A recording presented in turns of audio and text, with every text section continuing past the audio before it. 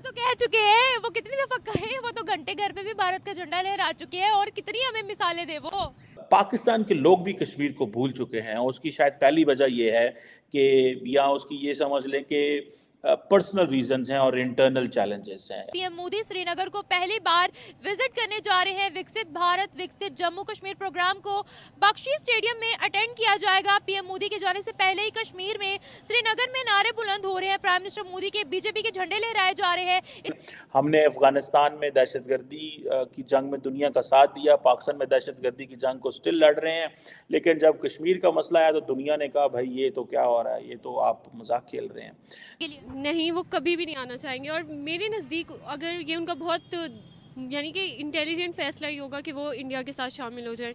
उन्हें इकनॉमी को देखना चाहिए पाकिस्तान की और इंडिया की, उससे कंपेयर करके जाहिर है उन्हें अपना फ़ायदा देखना चाहिए। वज़ीर ख़ारजा होते थे और हमारी इतनी इंसल्ट हुई with in the Muslim world कि किसी ने भी हमारी बात ना मानी और हम उसी मुश्किल में रहे जी के OIC बात माने। हमने कहा कि आज़ाद कश्मीर से तो वो बहुत ज़्यादा आगे हैं, उनकी डेवलपमेंट भी बहुत ज़्यादा हुई है और इंडिया वहाँ पे अपना पैसा लगाता है, इन्वेस्टमेंट कर रहा है। पाकिस्तान के लोग भी कश्मीर को भूल चुके हैं। उसकी शायद पहली वजह ये है कि या उसकी ये समझ लें कि पर्सनल रीजंस हैं और इंटरनल चैलेंजेस हैं। इंटरनल चैलेंजेस इतने ज़्यादा हैं कि लोगों को वो जो कश्मीर इशू एंड देन फिर उसके ऊपर defence and security and all that, so largely लोगों को याद करवाना पड़ता है कि कश्मीर भी है, वरना कोई बंदा कश्मीर पे बात नहीं करता, जिसकी वजह से एक आए रोज़ जिसे कहते हैं ना कि अवाम के अंदर कोई वो नहीं है कि हाँ हमें बड़ी वो है। आप देखें कि मोदी साहब जो हैं वो जा रहे हैं और वो क्या नारा लेके जा रहे हैं, दिल्ली की दूरी, ठीक है जी, से और दिल की दूरी के ऊपर बात करने जा रहे हैं, because Kashmir is still a union territory.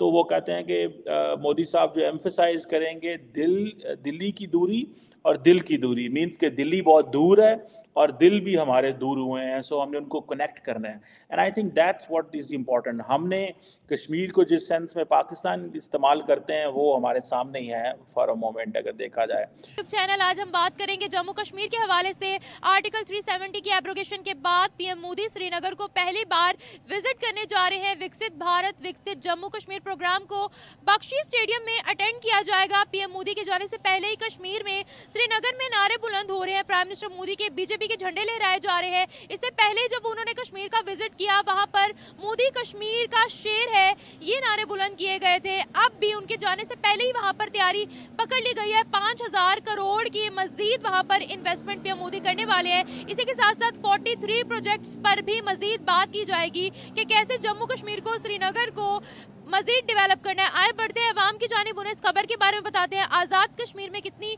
Development हो रही है, कितना डेवलप्ड है हमारा कश्मीर। उसके मुकाबले में अगर जम्मू कश्मीर की बात की जाए तो प्राइम मिनिस्टर मोदी ने कितना डेवलप कर दिया जम्मू कश्मीर को। आज हम देन उन्होंने सुप्रीम कोर्ट से ठप्पा लगवाया, देन उनको डिप्लोमेटिक विक्ट्री है कि वो अपने केस को दुनिया के सामने, उन्होंने सारे के सारे जो कश्मीर इशू है इसको टेररिज्म एंड जिहाद और क्रॉस बॉर्डर टेररिज्म और इन चीज़ों से लिंक कर दिया है, जिसकी वजह से लोग समझते हैं कि whatever is happening in Kashmir, if there is any struggle in Kashmir which Pakistan considers indigenous struggle, then that struggle is considered कि भाई ये तो एक दहशत गर्दी है या इसका नुकसान जो है वो पाकिस्तान को इस का है। इंडिया ने इतना ज़्यादा हाईलाइट किया in front of diplomatic community, इतना ज़्यादा डिस्कस किया और वहाँ पे जो भी इंडिजिनस मूवमेंट चल रही थी उसको अपने टेररिज्म के कवानीन के साथ लिंक कर दिया। देन आपको पता है जब पाकिस्तान FATF में फंसता था तो India used to bring up all that, and then UN security council resolutions हैं 1267, 3073 आई थिंक, ये सारे के सारे resolutions they keep on pushing Pakistan back. और हमें हर रोज़ हमें इंटरनेशनल लेवल पे उन्होंने अपना केस जो डिप्लोमेटिक केस था वो जीता। And then doctor Jaishankar, he has a very big voice, उनकी बहुत बड़ी आवाज़ है, big voice, knowing that he is a foreign minister of 1.4 billion people, he speaks very good.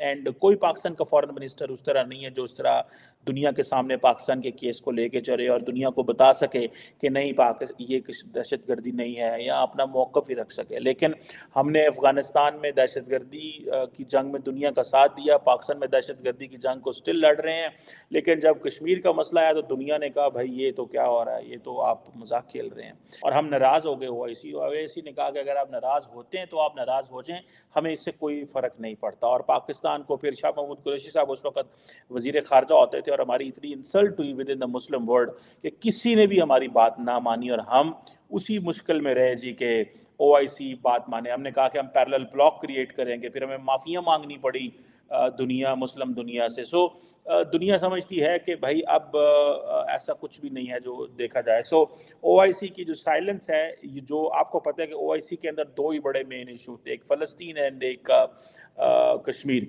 जो फ़लस्तीन है वो आपके सामने है और कश्मीर के ऊपर अब ओआईसी समझती है कि ये ज़्यादा से ज़्यादा हम ये कर सके थे कि जो G20 की जो टूरिज़्म समिट थी, आई थिंक कॉन्फ्रेंस थी G20 की साइडलाइन पे जो कश्मीर में हुई, तो उसमें हमने आई थिंक सऊदी अरब और Turkey and Indonesia didn't join, I think if I am not wrong. So ये है ओआईसी की टोटल सपोर्ट पाकिस्तान को। आपको क्या लगता है वहाँ डेवलपमेंट कितनी है?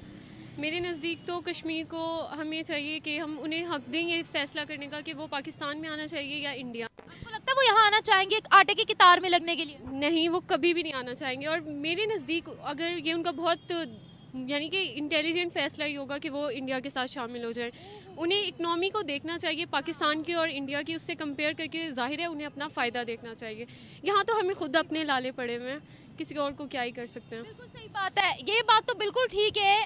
अगर उन्होंने हमारे साथ शामिल होना होता तो अब तक हो चुके होते। ये उनकी अपनी राय नहीं है कि वो हमारे साथ शामिल हो, और वैसे भी उनको वहाँ बहुत सी फैसिलिटीज़ मिल रही हैं। आपकी नज़र में इस वक्त वो लोग आज़ाद कश्मीर से कितना आगे हैं? आज़ाद कश्मीर से तो वो बहुत ज़्यादा आगे हैं, उनकी डेवलपमेंट भी बहुत ज़्यादा हुई है और इंडिया वहाँ पे अपना पैसा लगाता है, इन्वेस्टमेंट कर रहा है।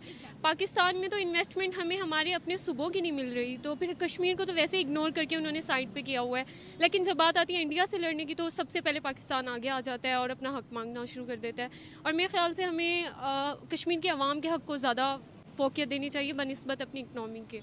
ये बताएं, वेस्ट करनी है। आज़ाद कश्मीर के लिए अभी तक हमने किया क्या है? कौन से स्कूल्स वहाँ पर तामीर किए हैं, कौन से अस्पताल तामीर किए हैं, कौन से आईटी सेंटर वहाँ पे, या कौन से रेलवे एयरपोर्ट बिल्ड किया वहाँ पर? यही तो बात है, ये कुछ करते नहीं है लेकिन इन्हें अपना हक चाहिए। इन्हें चाहिए ये वहाँ पे डेवलपमेंट करें, अपना कुछ लगाएं तो आगे से अवाम भी इन्हें सपोर्ट करे। अवाम इन्हें कैसे सपोर्ट कर सकती है? हमारे कश्मीरी तो यहाँ पर मुसलमान है ना, यहाँ पर हमारे कश्मीर में तो हिंदुओं की तादाद या सिखों की तादाद नहीं है, वो तो मुसलमान बसते हैं ना वहाँ पर। तो क्या वो मुसलमान हमारे कश्मीर में जो रहने वाले हैं वो खुश हैं?